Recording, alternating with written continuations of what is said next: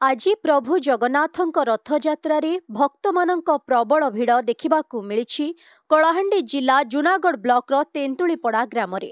ପ୍ରଭୁ ଜଗନ୍ନାଥଙ୍କ ରଥ ଟଣା ହୋଇଥିଲା।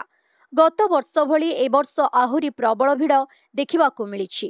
ଏହି ବର୍ଷର ରଥଯାତ୍ରାରେ ପ୍ରଭୁ ଶ୍ରୀଜଗତର ନାଥ ଶ୍ରୀଜଗନ୍ନାଥଙ୍କ ରଥ ଟଣା ବହୁତ ସୁରୁଖୁରୁରେ ହୋଇଥିଲା।